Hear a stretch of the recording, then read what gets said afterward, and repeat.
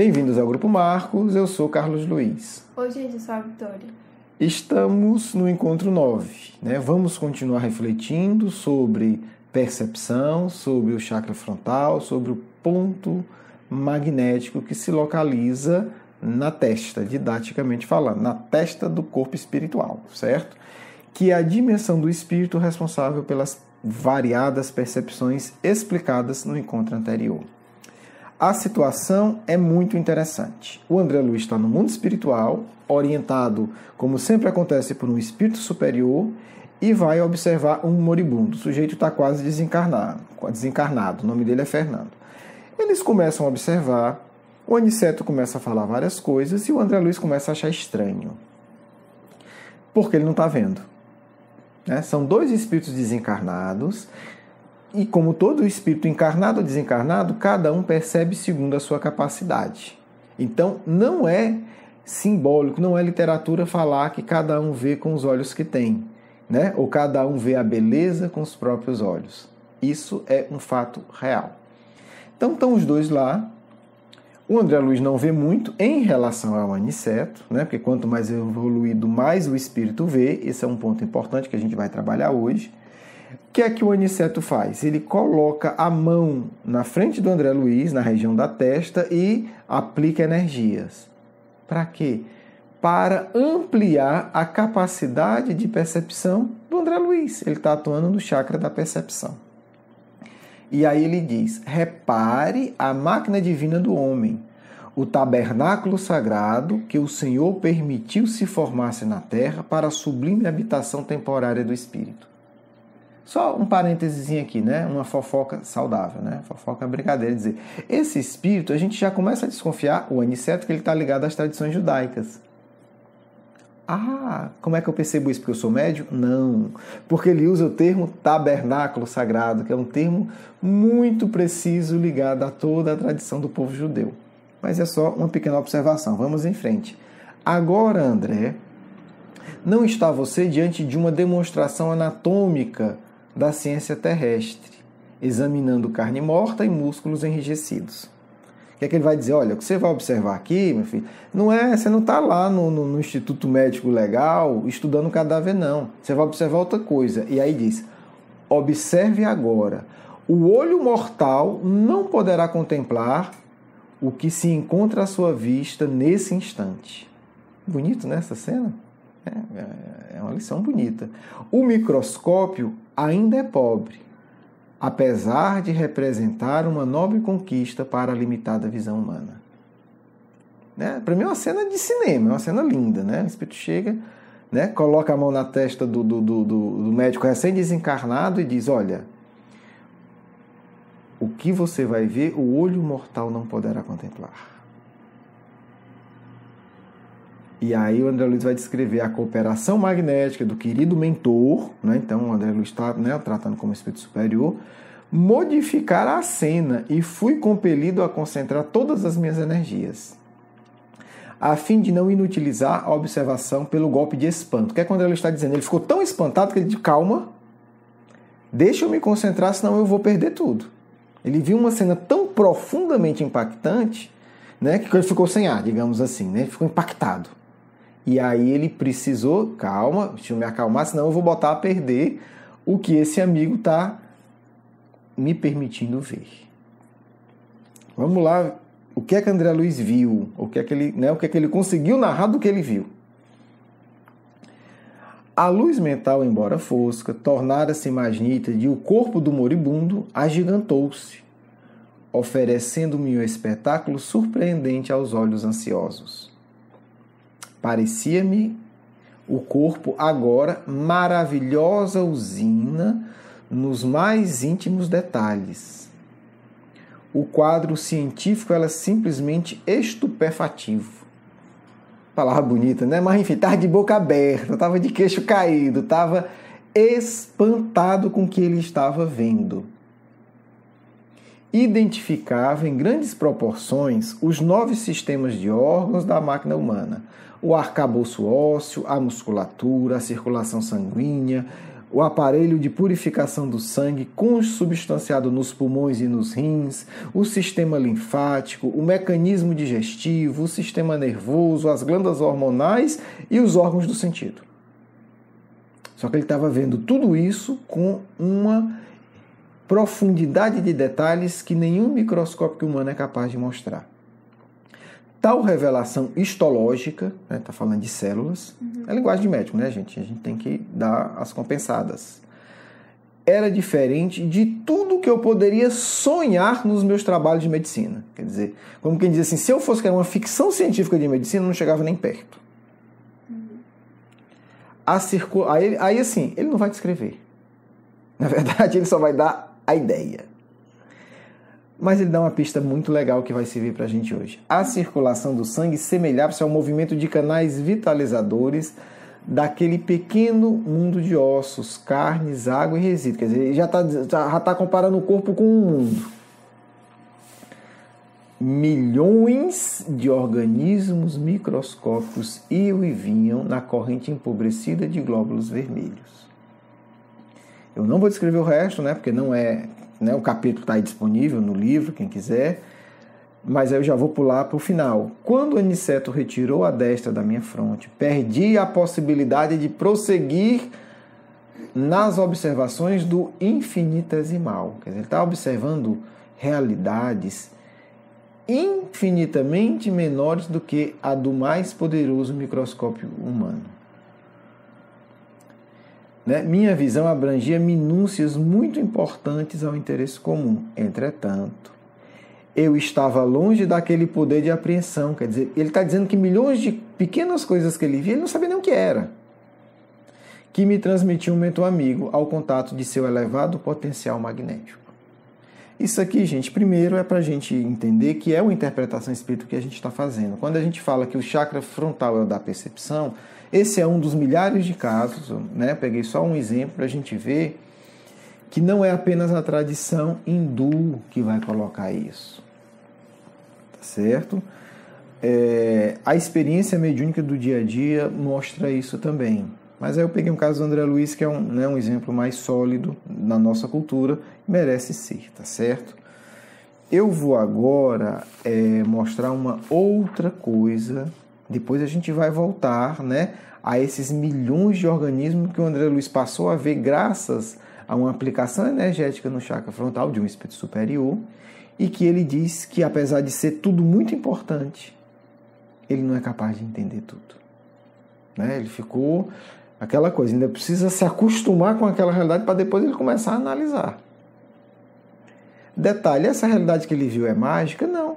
É a realidade normal desse espírito superior. Ele olha e vê aquilo. O que o André Luiz está apavorado ali, no sentido, vendo, é o normal do Aniceto. Na verdade, o Aniceto vê muito mais do que ele, mas não vou entrar nessa discussão agora. Então, assim, aquilo que o André Luiz, meu Deus, é demais, é muita informação, não aguento. O Aniceto olha e disse, sim, meu filho, isso é o normal. Não entendeu o que? É o básico. E aí a gente vê que a percepção está ligada à evolução. Outro caso de percepção. Agora a gente vai para o livro Nos Domínios da Mediunidade, capítulo 9, é só um trecho também, possessão. Gente? A gente dá trechos porque o que a gente faz é convite que vocês aprofundem e estudem. A gente está só dando... o incentivo, uma das possibilidades de reflexão. E aqui a gente vai falar de um outro tipo de percepção. Tá certo?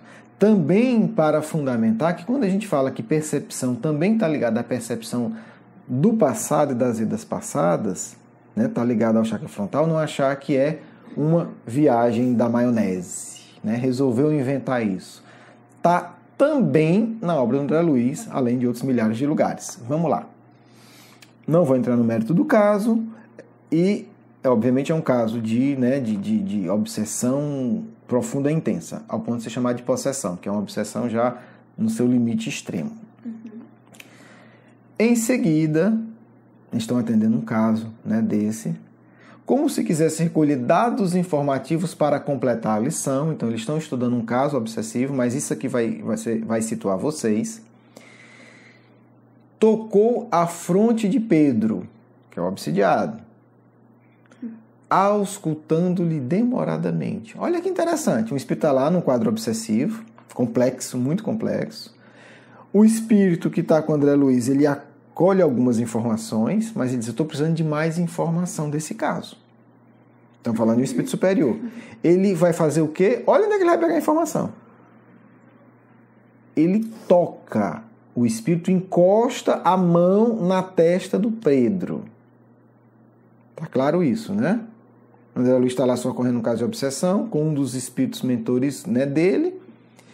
Eles conversam, pegam as informações, etc, etc. Está tudo detalhado no livro, mas esse espírito sente necessidade de mais informação. O que é que ele faz? Ele pega a mãozinha dele, de espírito superior, e encosta na testa do Pedro. Certo? Uma mão de espírito superior encostada na testa de um espírito atrasado. Vamos ver o que é que ele capta. Ele fica em silêncio.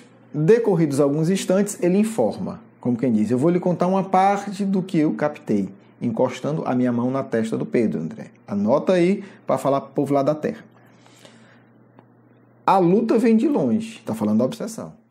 Não dispomos de tempo para incursões do passado. É legal porque o espírito superior, gente, nunca está perdendo tempo, tá certo? Ele vai no alvo e o resto fica para depois.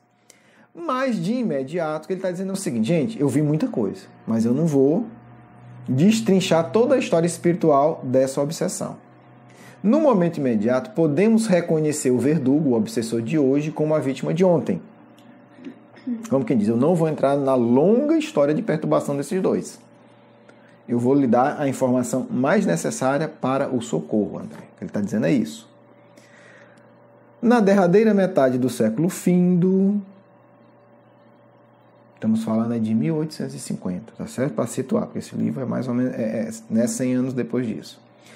Pedro, o obsidiado que ele, né, encostou na testa, era um médico que abusava da missão de curar. Então, já disse, o sujeito foi médico, só que usou a medicina para abusar. Ele não foi um médico missionário, ele não usou a medicina para fazer o bem, para curar as pessoas. Uma análise mental particularizada identificá-lo-ia em numerosas aventuras menos dignas. O que é que ele está dizendo? Eu vi aqui toda a besteira que ele fez. Nesse encostar de dedo, vi as farras, vi as mulheres, vi as tradições, vi tudo. Vi tudo. Vi a vida profissional e pessoal dele aqui, nesse toque que eu dei nele. Mas ele não vai entrar no detalhe também dessas aventuras todas. O perseguidor, o obsessor, que presentemente lhe domina as energias, era irmão consanguíneo, cuja esposa, nosso amigo doente, o Pedro, que está ali encarnado, né, procurou seduzir. Então, estamos diante do médico que abusava da medicina, né, usava para as finalidades inferiores dele, que tinha uma vida de numerosos desregramentos, né, emocionais, morais, e para completar, esse nosso amigo resolveu seduzir a esposa do irmão. Né? Quem não fez isso? Todos nós já fizemos. Então ninguém está condenando ninguém. Estamos analisando o caso. Se não fez isso, fez pior. E se não fez isso, não fez pior, não está na Terra. Então não está me ouvindo. A não ser que esteja captando essas ondas lá de Júpiter. Então não é com você, meu amigo. Mas com o resto, nós já fizemos. Eu já fiz coisa pior. Falar de mim que eu sei que eu lembro de algumas experiências. Continua o espírito evoluído para isso. Né? O que é que o Pedro fez? Como é que ele seduziu a esposa do irmão? Para isso, insinuou-se de diversas formas. O que é que ele está dizendo? Gente, eu vi tudo aqui, eu vi todos os truques, eu vi a simpatia excessiva, eu vi, né, a forma como ele tratava ela. Ele se ensinou de diversas maneiras. Eu não vou contar os detalhes porque não vem ao caso. Né? Nós não estamos aqui para perder tempo. Aí ele diz, além de ele ter se insinuado de diversas maneiras, né, a gente imagina, como de sempre, né, mandou flores, tratou bem, mandou presente inocente, foi simpáticozinho, aquela coisada toda que ainda existe hoje. Aí continua o espírito, além de prejudicar o irmão em todos os seus interesses econômicos e sociais. Quer dizer, o sujeito estava seduzindo a mulher do irmão e por trás atrapalhando os negócios do irmão, falando mal dele em sociedade, atrapalhando no que podia. Né, fazer uma consulta, e o sujeito era importante, aproveitava para falar, aí não faz negócio com ele não, que ele é desonesto, até a mim ele rouba, coisas do tipo. Até incliná-lo à internação no hospício. Olha que florzinha de pessoa que nós já fomos. onde estacionou por muitos anos, aparvalhado e inútil à espera da morte. Então, desencarnou e foi atrás do irmão. Desencarnado, encontrando na posse da mulher, porque o que acontece? O sujeito desencarna no hospício, louco, ao desencarnar, vê o irmão e a mulher junto. Né? Desvairou-se no ódio de que passou a se nutrir. Porque até então talvez ele nem soubesse, né, que toda a desgraça da vida dele, porque o irmão, obviamente, para um plano desse tipo, uma dose elevada de cinismo. Né? Aí ele desencarna, vê o irmão e começa a escutar tudo ali invisivelmente, vai juntando as peças e vai entender o que é que de fato o irmão fez. Martelou-lhes então a existência, né? Quer dizer, então a vida desses dois virou um inferno, não tem a menor dúvida. Por quê? Os dois com afinidade energética profunda com o obsessor desencarnado. E o obsessor com profundo ódio. Depois aguardou os além-túmulo, onde os três se reuniram em angustioso processo de regeneração. Essa é a descrição do espírito superior. Na minha compreensão, ficaram nas trevas, um atacando o outro e se infernizando. Criaram um inferno particular para os três. A companheira menos culpada, não é inocente não, é menos culpada, foi a primeira a retornar ao mundo, onde mais tarde recebeu o médico delinquente como mãe, como seu próprio filho, purificando o amor de sua alma. O irmão, atraiçoado de outro tempo, todavia ainda não encontrou forças para modificar-se e continua vampirizando-o, obstinado no ódio a que se rendeu impensadamente. Vamos lá, meus amigos. Tudo isso, esse espírito superior viu como? Encostando a mão na destra. A destra na testa, até rima. Ele colocou a mão dele na testa do perispírito do Pedro. Por que ele colocou na testa, não colocou no coração? Porque o centro da percepção é o frontal. Simplesmente por isso. Né? E aí, isso é fundamento que a gente já disse em encontros anteriores. Percepção também do passado, percepção de outras vidas. Ele foi no local da percepção. Ok, agora a gente vai falar de Jesus. Vamos lá. Exemplo número 1. André Luiz, com a ajuda magnética de um mentor espiritual, consegue ver milhões de organismos no corpo do moribundo. O espírito orientador do André Luiz, no caso do livro Nos Domínios da Mediunidade, coloca a mão na testa de um obsidiado e consegue ver toda a história dele. E o que é que Jesus não consegue ver? Essa é a pergunta. O que é que o Cristo, com o seu chakra frontal, não consegue captar? Né? Isso é para a gente ter uma noção de proporção. O que é que o Cristo não consegue perceber de longe? O Eurípides conseguia perceber pessoas e captar pensamentos a milhares de quilômetros de distância. Tem um caso interessante que uma pessoa está lá numa fazenda longe e diz assim, pensa, tudo que eu queria era que Eurípides me desse uma prova inquestionável da vida espiritual, do poder do espírito. Aí depois ela recebe uma carta dizendo que na hora que ela pensou isso, Eurípides captou, viu onde ela estava, descreveu a casa, descreveu que a casa era uma casa de fazenda, como ela estava vestida, com quem ela estava conversando, que tinha 2 portas e que porta ela tinha saído e tinha ido fazer o quê? Ele captou o pensamento, concentrou, foi lá, pegou toda a cena, descreveu e mandou por carta para ela. Disse, pronto, a prova que você queria era essa, assinado Eurípides Bassanufo. Estamos falando de espíritos superiores, no caso Eurípides, encarnado, esses 2 casos, espíritos superiores desencarnados. Agora, muito longe de Jesus. Do ponto de vista evolutivo, são eles mesmos que reconhecem isso. E aí, gente, a gente tem que parar de achar negócio de cultura religiosa externa. Né? O Cristo pode ver e ver a hora que quiser, onde nós estamos, o que nós estamos fazendo. O Cristo tem consciência de todas as nossas encarnações. Ele simplesmente já percebeu tudo isso. Então não seja ingênuo em achar que se você faz uma prece sincera para o Cristo, ele não vai saber, ou é inútil, ele sabe, ele está vendo. Isso aqui é a mesma coisa, é a mesma lei.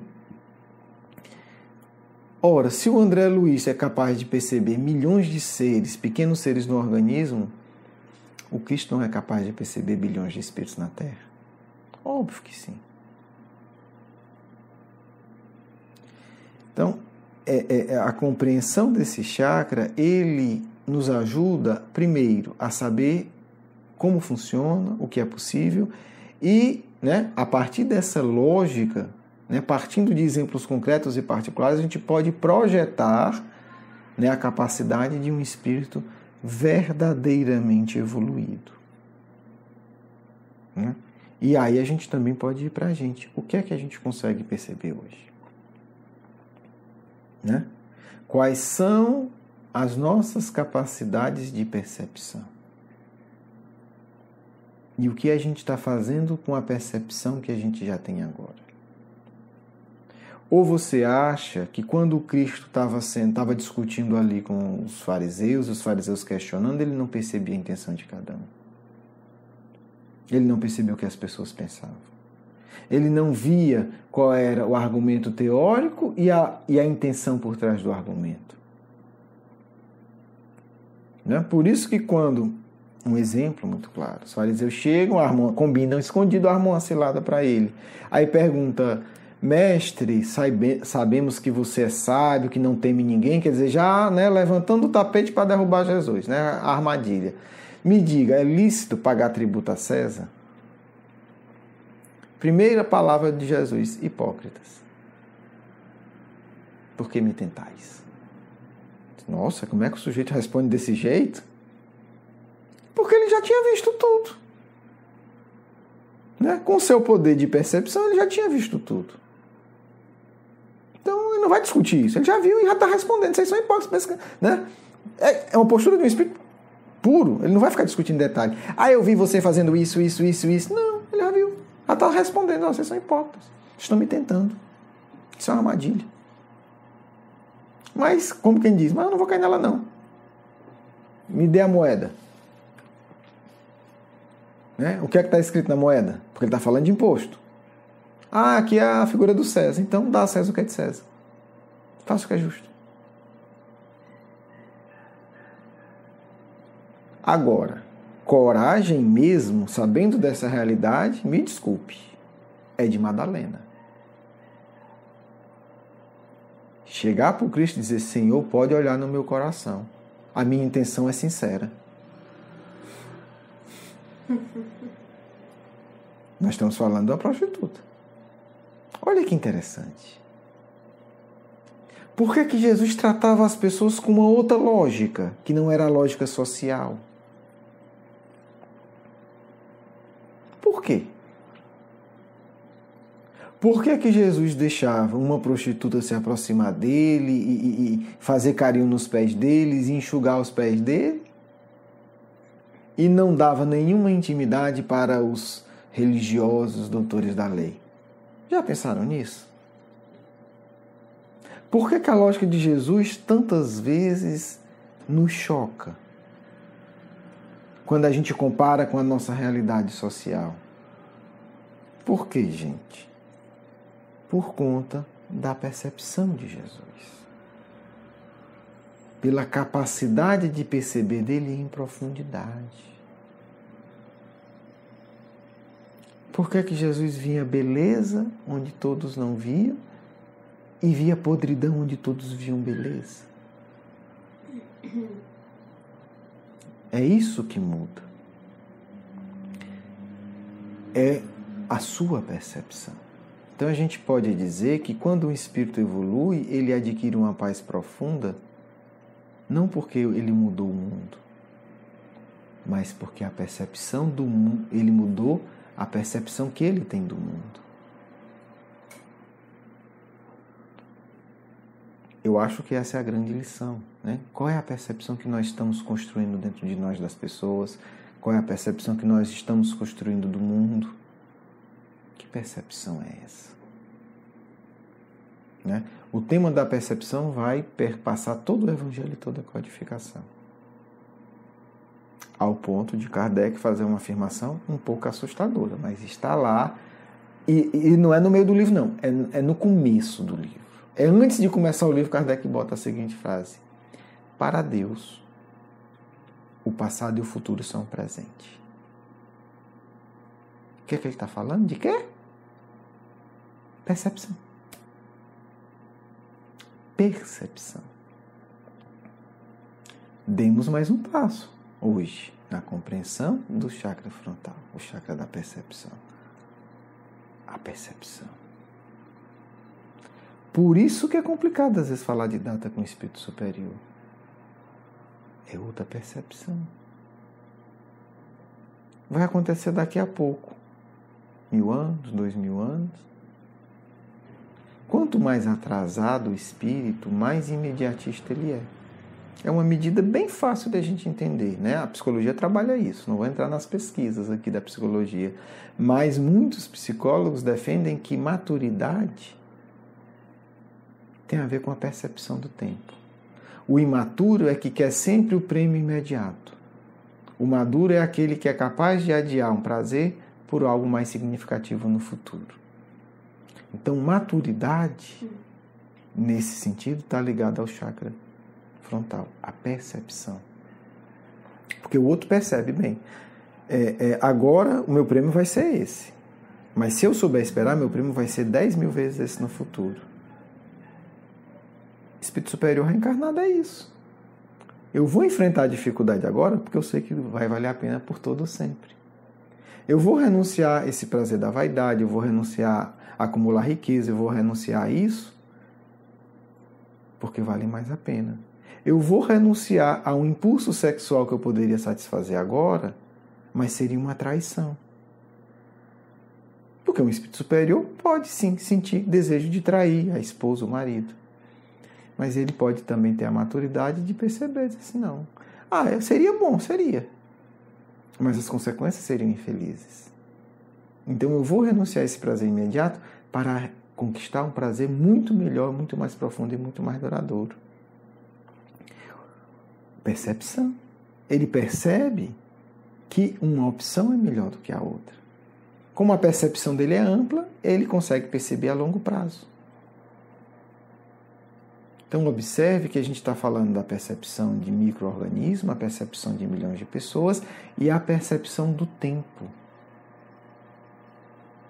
Então, os espíritos muito evoluídos, eles percebem o tempo de maneira muito diferente da nossa. Então, no nosso atraso, a gente acha que um ano é um negócio imenso. Os amigos espirituais faz rápido, porque daqui a 10 anos tem que estar feito. 10 anos. A gente é tão atrasado que a gente se entrega, dizendo assim, 10 anos não sei nem se eu vou estar vivo. Quer dizer, típico de percepção de espírito atrasado, né, gente? Na hora que a gente diz isso, você vai dizer assim, opa, se denunciou, assinou o atestado de espírito atrasado. Não tem mal o que discutir. Então, assim, a percepção também do tempo é muito diferente. Né? Porque para Jesus, 2000 anos não é nada. Por isso que ele dizia, já, né? Eu vou e envio o Consolador. Nós estamos falando de 1800 anos, né? 1800 e tantos anos. Para Jesus isso é nada, gente. Entenda, não é que seja insignificante, mas a percepção dele é de milhões de anos. Vamos fazer uma proporção aqui. Se alguém disser, olha, em 10 segundos eu faço isso. Como a nossa percepção normalmente é de horas e de dias, 10 segundos para a gente não é nada. 1 minuto para a gente é muito pouco. Porque a gente, né, normalmente, a nossa percepção, eu vou dar um chute aqui, não vou, né, pensar muito nisso, em detalhe, mas assim, a nossa percepção nossa da Terra, né, a média, nós os espíritos atrasados da Terra, a nossa percepção é dias, semanas, meses e no máximo ano. Poucos de nós têm uma percepção de décadas. Né? Tem uma clareza quando a gente fala de década. Então, como a nossa percepção, né, assim, vamos botar meses, né, uma média aí de meses, semanas e meses, alguém diz, olha, daqui meia hora eu vou, daqui meia hora eu te ligo, a gente acha que é pouco tempo. Então, né, 30 minutos para quem percebe meses e anos é pouco tempo. Como o padrão de Jesus é no mínimo de milhões de anos, o que é 2000 anos? 2 minutos, 2 dias. Né? Então, quando Jesus diz assim, vou mandar o Consolador, seria a gente dizer assim, olha, daqui 2 dias eu te mando um e-mail. Daqui 2 dias eu te respondo. Então, em alguma proporção, a gente pode dizer que para nós, um dia é 1000 anos para Jesus. Quem matou essa charada? Pedro. Não o Pedro aqui, o Pedro, o apóstolo. O Pedro teve essa intuição genial de percepção de tempo. Como, né? Então, está lembrando aqui como. Vou lhe dizer. Pedro vai dizer o seguinte. Para o Senhor... Né? Como é que eu vou tentar lembrar aqui? Eu nem pesquisei isso antes, né? Para o Senhor, um dia é 1000 anos. Né? Ele diz o seguinte, eu não vou lembrar a citação, gente, eu não fui atrás, mas ele vai dizer o seguinte, na percepção do tempo, para o Senhor, 1000 anos significa um dia. É uma proporção que o Pedro estabelece de percepção do chakra frontal, de Jesus e do nosso é o seguinte, para a gente fala 1000 anos, Jesus diz é um dia. É um dia. E aí eu vou mostrar aqui uma interpretação que é muito legal, é muito bonita. E Jesus deixa isso assinalado. Como? Quando é que Jesus ressuscita? 3 dias depois. 3º dia. Quando é que vai se estabelecer a civilização do futuro? Quando é que o Cristo nasce na sociedade, nos nossos corações? No início do 3º milênio. Ele nasce no início do 3º dia. E a civilização vai nascer no início do 3º milênio. Por isso o Consolador vem para ajudar nesse processo. Então a percepção do tempo, se a gente quer dialogar com Jesus, é essa. Tá certo? Se ele disser assim, amanhã tu passa lá em casa, você marca 1000 anos, marca 1000 anos e vai. Tá certo? Então, tá ligado ao nosso chakra frontal, a percepção do tempo. E aí Pedro mata a charada e diz, olha, quando ele fala de um dia, ele está falando de 1000 anos. Né? Você disse, olha, depois da manhã dá certo, você calcula 2000 aninhos. Né? E aí pega-se a ressurreição para a gente entender isso. Ele deixa essa mensagem também na ressurreição. Tudo isso, gente, é percepção. O tempo é percepção. Daí a teoria da relatividade parece ter alguma razão quando diz, né, que de acordo com a velocidade a gente percebe o tempo diferente. O Espiritismo e a doutrina secreta vai dizer, de acordo com o seu nível espiritual, você vai perceber o tempo de forma diferente. Meus amigos, ampliamos um pouco mais, né? Espero que vocês tenham gostado. Estamos no encontro 9, depois nós já vamos para o 10, né? Já vai estar aqui já uma vibraçãozinha de despedida. Mas depois do módulo magnetismo, nós entraremos no módulo reencarnação. Né? Como tudo está ligado, né? O magnetismo vai nos ajudar a entender regressão de memória e etc, etc, etc, etc. Espero que vocês tenham gostado. Um grande abraço, um beijo no coração. Vamos agora para a nossa segunda parte. E até o próximo encontro. Que a paz do Cristo esteja entre nós, mas acima de tudo esteja em nós, iluminando o nosso ser, fazendo-nos progredir em direção ao Pai, pois esse é o maior e mais profundo desejo desse Espírito amigo, o Mestre de todos nós. Podemos começar. Agradecemos a sua presença no dia de hoje e, como a primeira pergunta, você poderia nos falar do poder de percepção dos espíritos puros? Como é que a percepção deles se diferencia dos espíritos superiores? Sim, responderei.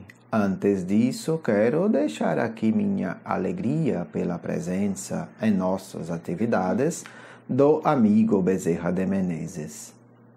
um espírito muito querido, que está na Terra há tanto tempo disposto a servir o ideal do amor. E também nos deixa com a esperança de que espíritas jovens se inspirem mais no trabalho desse amigo. Quantos médicos do mundo não são simplesmente gananciosos disfarçados de bondosos? O exemplo desse amigo deve estar presente, não em bocas melífluas, mas em corações que aprendem a abnegação. E eu mesmo sugiro, orem a esse amigo para que eles possa ensinar a vocês a verdadeira abnegação ao socorrer aqueles que mais sofrem. Bem, minha filha, podemos dizer que o que diferencia de maneira mais fácil de explicar a percepção desses espíritos se dá mais em relação ao futuro do que em relação ao passado. Espíritos nobres, quando saem do corpo, recuperam muitos espontaneamente, com muita facilidade, a percepção de seu passado espiritual. Para eles não há nenhum problema, bem como não há problema para os superiores, mas jamais evoluídos, mas não puros, captar a própria história do planeta. Tudo o que aconteceu aqui está registrado numa espécie de memória cósmica. Não vou usar o termo perispírito cósmico, mas uso o termo um corpo, uma condensação energética que registra a história de todo o planeta. Espíritos muito evoluídos podem, sim, acessar toda a história deste mundo e ver. Não são estudos de registro feitos por outro espírito. Eles veem o que aconteceu de fato. Porém, quando se trata de observação de futuro, tudo é muito mais complexo. Aí cabe apenas a espíritos puros a compreensão plena do futuro. Imagine a paz que isso gera. Você já sabe o que vai acontecer e já sabe as soluções que serão tomadas. Não é belo isso? Muito interessante. Mente de vocês fica até confusa em falar de futuro, porque vocês ainda não conhecem nem o próprio passado, às vezes nem o passado da atual encarnação.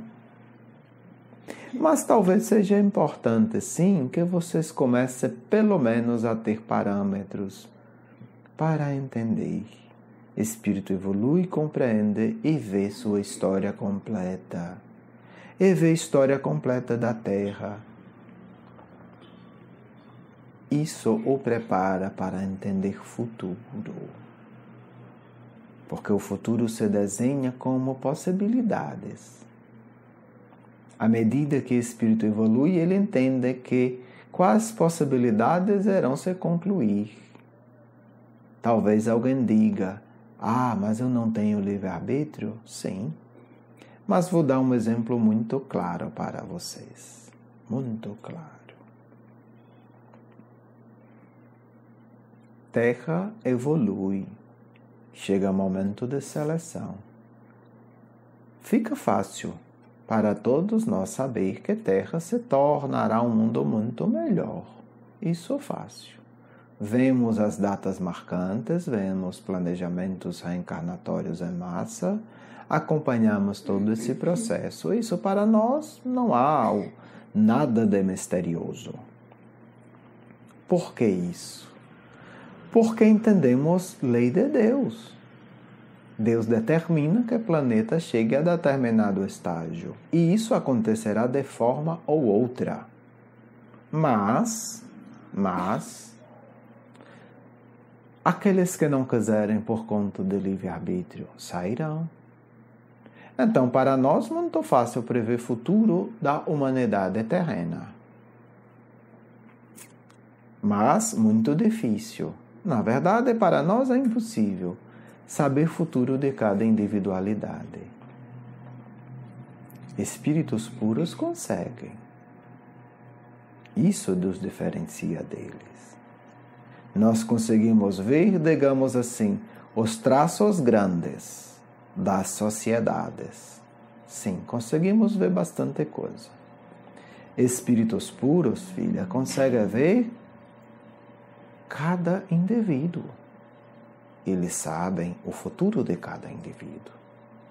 Percebe como é diferente? Algumas coisas vemos nós, outras veem apenas eles. É o que sabemos, mas não experienciamos. Pouco a pouco vamos aprendendo, vamos treinando. Como vocês viram aí, Espírito fazendo com André Luiz, Espíritos puros fazem conosco. Usam técnicas que nos ajudam a perceber evoluções individuais ao longo de muitos, centenas de milhares de anos. Fazemos isso em um caso. Fazemos isso em pequeníssimos grupos, 2, 3 pessoas. Eles fazem com todos. Ora, se você é capaz de compreender futuro de indivíduo e futuro de coletividade, você é capaz de compreender o futuro todo. Porque existem também, muitos não sabem disso, existem leis específicas da evolução individual, filha. Porque vocês falam mundo de transição porque já entendem que existem leis de destinos coletivos. Espíritos puros compreendem em profundidade leis de destinos individuais. Não tem livre-arbítrio? Não. Livre-arbítrio tem limite. Ninguém tem livre-arbítrio infinito. Só Deus. Então, existem leis que vão regulando também a evolução individual. Chega uma hora que não pode mais. Existem mecanismos muito sutis de dor, de regeneração, tão profundos que é impossível o espírito resistir. Mas isso é muito, muito mais complexo do que a evolução coletiva. Para nós que é fácil. Esses mecanismos sutis que atuam na esfera individual do espírito ao longo de centenas de milhares de anos, apenas puros espíritos captam em toda a sua completude. E eles nos ensinam e eles nos treinam. O que fizemos com esse espírito que narra para vocês tudo isso, espíritos superiores fazem conosco. É muito simples entender. O maior ajuda o menor, e ninguém na Terra é maior que o Cristo. Então, se o impulso, eu sou muito grande porque estou ajudando esse espírito, nós lembramos, existem espíritos que nos ajudam em coisas muito parecidas, que é ajudado por outros e por outros numa escala que vai até o coração do mestre. Então, não tem muito jeito de querer ficar orgulhoso, vaidoso. Nós apenas fazemos e recebemos. Há motivo de alegria, de amparo por conta da cooperação, mas não há motivo de arrogância. Alguma questão, outra filha? Ficou claro? Ficou claro, não tenho mais nenhuma pergunta por hoje. E eu deixo espaço para você encerrar, se quiser. Eu sei que esse é tema difícil, filha. Muito difícil para a percepção humana. Mas, às vezes, queremos falar um pouco disso, apenas para que vocês se deem conta da limitação da percepção de vocês.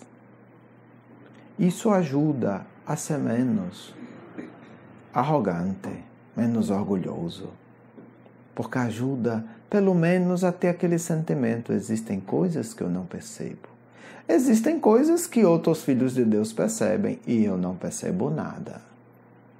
Existem leis que eles entendem com muita clareza e eu sequer suspeito que ela exista. Um livro que vai ajudar muito vocês a avaliarem essas leis chama-se Memórias de um Suicida. Vocês nunca se deram conta, a maioria de vocês, com certeza, nunca se deram conta. Porque um espírito como Leon Denis iria revisar uma obra? Nunca se deram conta disso, né? Por quê? Porque faria uma revisão psicográfica alterando o texto original, mudando, cortando capítulos, acrescentando coisas. Por quê? Vocês não se deram conta que a obra mais reveladora que vocês têm nas mãos se chama Memórias de um Suicida. O suicídio é um tema simbólico,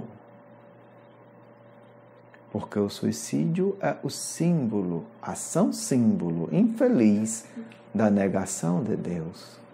O suicídio é a repetição da revolta no paraíso. Não aceito nada. Não aceito Deus. Revolto-me. Não aceito vida, tento me matar. Um dia vocês entenderão que cada personagem daquele livro revela sutilezas das leis divinas que regem destino individual. Vocês já entendem o básico das leis do destino coletivo. Chega a hora que é preciso pensar: e as leis do destino individual? Porque espírito não se pode revoltar eternamente. Então há um limite também de dizer: não podes mais. Utilizaremos métodos severos, porque daqui não poderás passar. Há limite. A loucura da revolta. Há limite. Apenas saibam disso nesse momento. Trevas são espíritos necessitados do amor de Deus, mas não são espíritos que estão fora do controle da justiça divina. Nunca. Todos estão submetidos ao amor do Pai, aonde estiverem. E um dia espíritas precisarão compreender isso em detalhes. Encerro agradecendo a recepção de vocês a temas tão desafiadores para a compreensão humana, mas que não tenham dúvida, para sentir o amor do Cristo é necessário, sim, abrir o coração. E para abrir o coração com confiança, filhos, vocês precisam saber: Deus é todo-poderoso sempre, em todas as situações do universo, todas. Que vocês fiquem em paz do amigo espiritual de sempre.